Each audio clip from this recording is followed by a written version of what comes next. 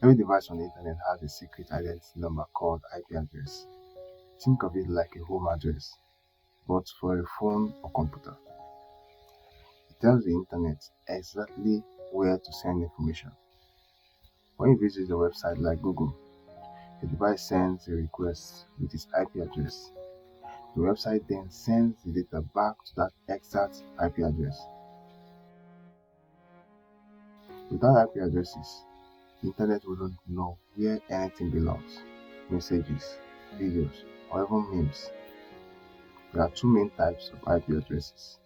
We have IP version 4, which looks like 192.168.0.1.